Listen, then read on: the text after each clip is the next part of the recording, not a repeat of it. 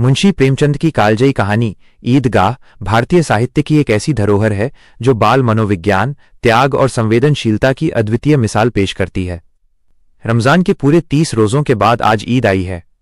कितना मनोहर, कितना सुहावना प्रभात है। वृक्षों पर कुछ अजीब हरियाली है, खेतों में कुछ अजीब रौनक है, आसमान पर कुछ अजीब लालिमा है। आज का सूर्य देखो, कितना प्यारा, कितना शीतल है, मानो संसार को ईद की बधाई दे रहा हो। गांव में पूरी तरह हलचल मची हुई है। लड़के सबसे ज्यादा प्रसन्न हैं। किसी ने एक रोजा रखा है, वो भी दोपहर तक, किसी ने वो भी नहीं, लेकिन ईदगाह जाने की खुशी उनके हिस्से की चीज है। रोजे बड़े बूढ़ों के लिए होंगे, इनके लिए तो ईद है। रोज ईद का नाम रटते थे, आज वो आ गई। अब जल्दी पड़ी है कि लोग ईदगाह क्यों नहीं चलते। उनकी अपनी जेबों में तो कुबेर का धन भरा हुआ है। बार बार जेब से अपना खजाना निकालकर गिनते हैं और खुश होकर फिर रख लेते हैं। महमूद गिनता है, 1, 2, 10, 12। उसके पास 12 पैसे हैं। मोहसिन के पास 1, 2, 3, 8, 15 पैसे हैं। इन्हीं अनगिनत पैसों में वे अनगिनत चीजें लाएंगे, खिलौने, मिठाइयां, बिगुल, गेंद और न जाने क्या क्या। और सबसे ज्यादा प्रसन्न है हामिद। हामिद एक नन्हा फरिश्ता। हामिद 4-5 साल का दुबला पतला लड़का है, जिसका बाप गत वर्ष हैजे की भेंट हो गया और मां न जाने क्यों पीली होती होती एक दिन मर गई। अब हामिद अपनी बूढ़ी दादी अमीना की गोद में सोता है और उतना ही प्रसन्न रहता है।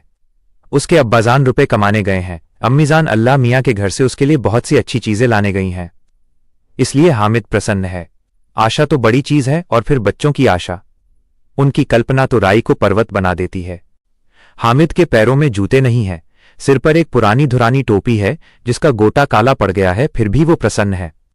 जब उसके अब्बाजान थैलियां भरकर और अम्मीजान नियामतें लेकर आएंगी, तब वो मोहसिन, महमूद, नूरे और सम्मी के अरमान निकाल लेगा। उधर अभागिन अमीना अपनी कोठरी में बैठी रो रही है। आज ईद का दिन और उसके घर में दाना नहीं। आज उसका आबिद होता तो क्या इस तरह ईद आती और चली जाती। इस अंधकार और निराशा में वो डूबी जा रही थी। किसने बुलाया था इस निगोड़ी ईद को। इस घर में उसका काम नहीं, लेकिन हामिद, उसे किसी के मरने जीने से क्या मतलब। उसके अंदर प्रकाश है, बाहर आशा। गांव से टोली चली और बच्चों के साथ हामिद भी जा रहा था। कभी सबके सब दौड़कर आगे निकल जाते, फिर किसी पेड़ के नीचे खड़े होकर साथ वालों का इंतजार करते। शहर का दामन आ गया। सड़क के दोनों ओर अमीरों के बगीचे हैं।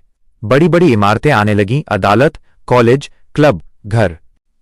सहसा ईदगाह नजर आई। ऊपर इमली के घने वृक्षों की छाया है, नीचे पक्का फर्श है जिस पर जाजिम बिछा हुआ है, और रोजेदारों की पंक्तियां एक के पीछे एक न जाने कहां तक चली गई हैं। यहां कोई धन और पद नहीं देखता। इस्लाम की निगाह में सब बराबर हैं। कितनी सुंदर व्यवस्था है, कितना सुसंगत दृश्य।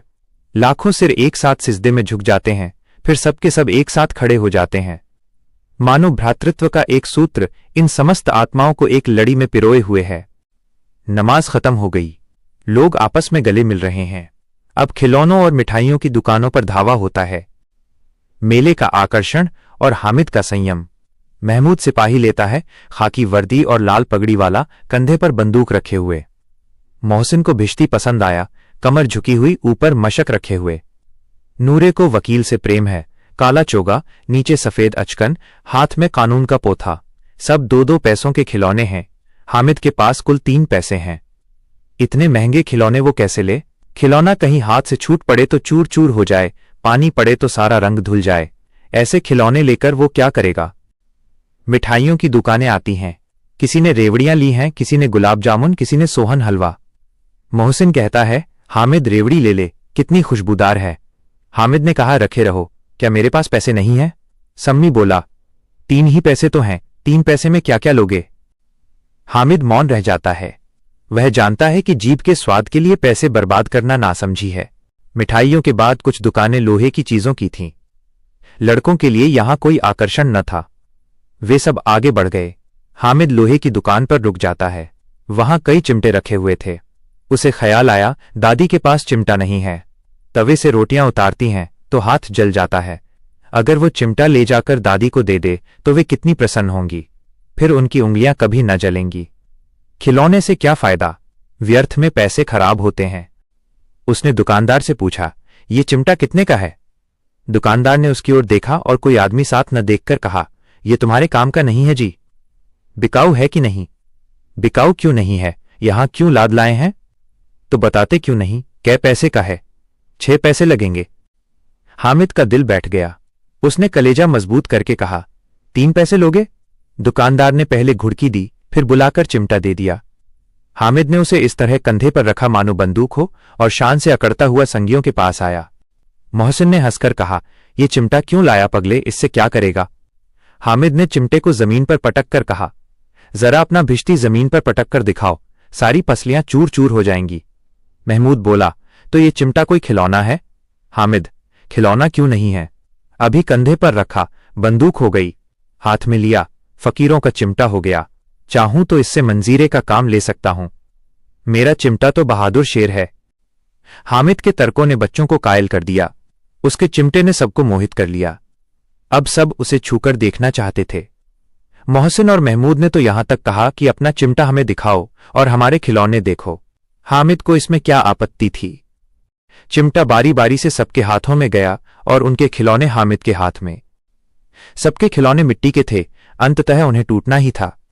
घर पहुंचते पहुंचते किसी का सिपाही टूटा तो किसी का वकील नीचे गिरकर परलोक से धार गया। लेकिन हामिद का चिमटा तो रुस्तमे हिंद था, उसे क्या होना था? हामिद के घर पहुंचते ही अमीना दौड़ी और उसे गोद में उठाकर प्यार करने लगी। सहसा उसके हाथ में चिमटा देखकर वो चौंकी। ये चिमटा कहां से लाया? मैंने मोल लिया है। कै पैसे में?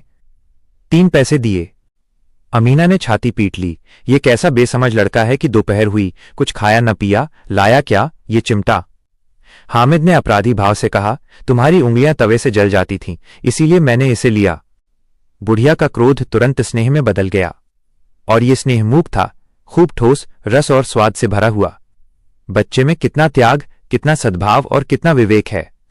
दूसरों को खिलौने लेते और मिठाई खाते देखकर इसका मन कितना ललचाया होगा। वहां भी इसे अपनी बुढ़िया दादी की याद बनी रही। अमीना का मन गदगद हो गया। वो रोने लगी। दामन फैलाकर हामिद को दुआएं देती जाती थीं और आंसू की बड़ी बड़ी बूंदें गिराती जाती थीं। हामिद इसका रहस्य क्या समझता?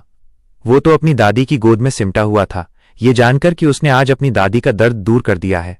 प्रेमचंद की ये कहानी हमें सिखाती है कि परिस्थितियां इंसान को उम्र से पहले समझदार बना देती हैं। हामिद का 3 पैसों का चिमटा केवल लोहे का एक औजार नहीं था, बल्कि उसकी परिपक्वता अपनी दादी के प्रति उसके निस्वार्थ प्रेम और उसकी इच्छा शक्ति का प्रतीक था। यह कहानी सिद्ध करती है कि भौतिक सुखों से कहीं बढ़कर मानवीय संवेदनाएं और अपनों का ख्याल रखना होता है।